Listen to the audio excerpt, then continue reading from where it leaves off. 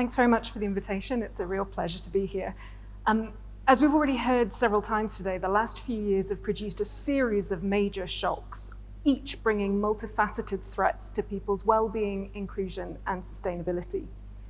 Just a few short years after the onset of the COVID-19 pandemic, we're now seeing major disruptions to energy and food markets, and OECD countries are experiencing year-on-year inflation running at more than 10%.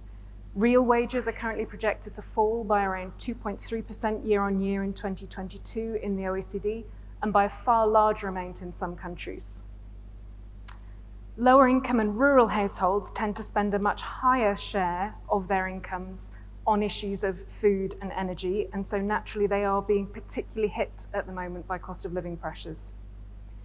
So as governments pursue the urgent action needed to support vulnerable households through the immediate cost of living pressures that we're seeing, they must not lose sight of the medium and long-term challenges that they face. That includes supporting people and places while accelerating the green transition and making the most of the digital transition whilst also better managing the risks. These challenges also come with risks of deepening inequalities if we don't get the policy settings right.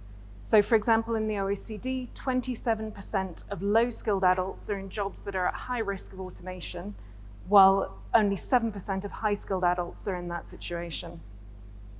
It's estimated that greening the economy could deliver 24 million additional jobs globally, but this transition will displace workers in some sectors and with broad effects on the communities and regions where economic opportunities will decline. So this calls for broad-based and coordinated policies that consider the multiple forces shaping people's lives and how these combine to impact inequalities, well-being, and sustainability. It also means we need very granular data to enable us to look at the different experiences across different population groups, which in turn helps us to target policy solutions more effectively. On this front, last week, the OECD launched a new observatory of social mobility and equality of opportunity that aims to fill some of these data gaps. The observatory will also draw together the evidence on a wide range of societal factors that affect social mobility and equality of opportunity to help governments develop more effective policy solutions. So based on what we know today, what's to be done? I'll offer three thoughts. In the very short term, steps to tackle inflation need to be coupled with targeted support for vulnerable households who are being most severely impacted by price shocks. In the rush to get help out quickly, many governments are opting for generalized tools such as energy price supports. But more targeted forms of income support to those who need it most are going to be more affordable for governments to sustain in the long winters ahead. They also mean that economy-wide incentives to reduce energy use overall, which is an important short and long-term goal, will still feed through. Those price signals will still feed through. So now is the time to accelerate the green transition rather than doubling down on fossil fuel reliance. Second, we know that one of the most powerful channels for impacting future well-being is to invest in today's young people. On average, across OECD countries, nearly 13% of children live in relative income poverty. Growing up poor has significant consequences for well-being in adulthood. A paper we released just last week shows that in OECD countries, working-age adults who experience socioeconomic disadvantage in childhood are 3 to 6 percentage points less likely to be employed, and they earn around 20% less than adults with more favorable childhoods.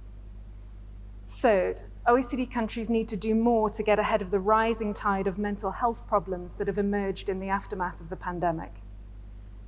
Even before the pandemic, total costs of mental ill health were estimated to be more than 4% of GDP, so over 600 billion euros across 28 EU countries.